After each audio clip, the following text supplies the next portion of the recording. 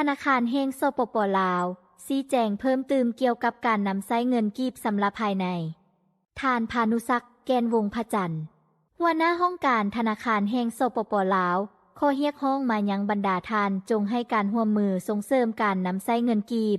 ดังคำควรที่ว่าอยู่เมืองลาวใช้แต่เงินกีบกำหนดอัตราแลกเปลี่ยนให้ถูกต้องและแลกเปลี่ยนเงินตรากับธนาคารก่อนจะใช้จ่ายเพื่อจัดตั้งปฏิบัตินิติกรรมคุ้มครองเงินตราต่างประเทศอย่างเข้มงวด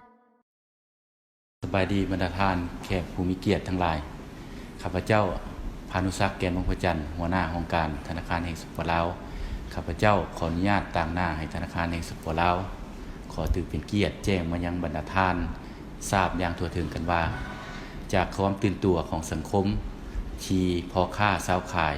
ได้มีการสุกยู่การนำใช้เงินกีบอย่างกว้างขวางซึ่งเป็นที่น่าย่องย้อสรรเสริญและได้รับการตอบรับจากสังคมเป็นอย่างดีถึงอย่างไรก็ตามได้มีบางทัศนะผ่านสื่อสังคมออนไลน์นำเสนอว่าเป็นการเอาเปรียบลูกค้านักท่องเที่ยวกำหนดอัตราแลกเปลี่ยนที่ต่ำกว่าความเป็นจริงห้ามหรือว่าแบนเงินตราต่างประเทศและอื่นๆต่อทัศนะดังกล่าวในนามธนาคารแห่งสปป.ลาวที่มีหน้าที่คุ้มครองเงินตราต่างประเทศขอชี้แจงเพิ่มเติมให้บรรดาท่านรับรู้และเข้าใจให้ถูกต้องว่า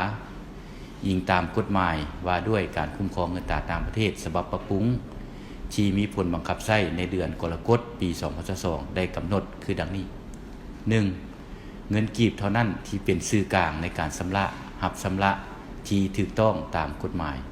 ทุกการติดประกาศราคาสินค้าชำระรับชำระค่าสินค้าและการบริการภายในสปป.ลาวจะต้องเป็นเงินกีบการแลกเปลี่ยนเงินตราต่างประเทศต้องดำเนินผ่านธนาคารธุรกิจ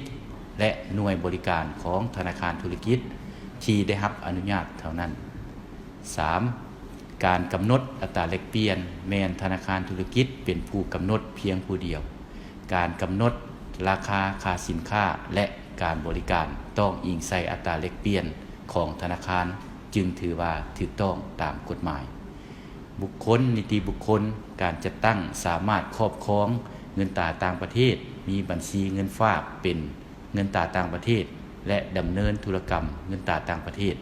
ให้ถูกต้องกับจุดประสงค์และเป้าหมายที่ระเบียบการเกี่ยวข้องกำหนดไว้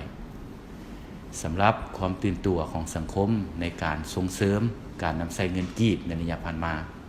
ข้าพเจ้าขอให้บรรดาท่านมีความเข้าใจให้ถูกต้องบ่ควรเป็นประเด็นที่จะสร้างความสับสนและเข้าใจผิดนั่นเป็นเพียงการแสดงออกด้วยความสมัครใจของสังคมที่อยากช่วยกันนำใช้เงินกีบเข้าในการชำระอยู่ภายในประเทศลดพรความต้องการเงินตราต่างประเทศที่มีความสินเคยนำใช้กันอย่างสะสายเพื่อลดพรผลกระทบจากการเน่งตีงของอัตราแลกเปลี่ยนเงินเฟ้อและต้องการให้ผู้มีเงินตราต่างประเทศบ่ว่าจะเป็นคนลาวและคนต่างประเทศไปแลกเปลี่ยนนำธนาคารเอาเงินกีบก่อนจะใช้จ่ายอยู่ภายในให้ถูกต้องตามกฎหมายคือกับประเทศอื่นๆที่ได้ปฏิบัติทุกสกุลเงินตราของแต่ละประเทศก็ล้วนแล้วแต่มีความหมายมีคุณค่าและนำใช้ให้ถูกต้องกับจุดประสงค์และเป้าหมายตามกฎหมายและระเบียบการที่เกี่ยวข้องกำหนดไว้ในอนาคตอันใกล้นี้ธนาคารแห่งสปป.ลาวพวกเราจะออกข้อตกลงและคำแนะนำละเอียดในการชำระค่าสินค้าค่าบริการและชำระหนี้สินอยู่สปป.ลาวว่าควรจะปฏิบัติแนวใดจึงจะสอดคล้องเหมาะสมเป็นอันละเอียดตื่นดังนั้นธนาคารแห่งสปป.ลาวขอเรียกร้องมายังบรรดาท่านทั้งหลายจงให้การร่วมมือส่งเสริมการนำใช้เงินกีบในการชำระอยู่ภายใน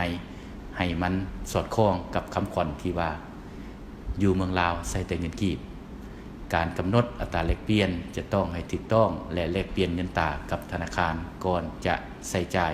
เพื่อปฏิบัตินิติกรรมในการคุ้มครองเงินตราต่างประเทศอย่างเข้มงวดหวังเป็นยิ่งว่าบรรดาท่านทั้งหลายจะมีความรู้เข้าใจเป็นเอกภาพสูงรวมทั้งให้การหูไม้หูมือในการปฏิบัติ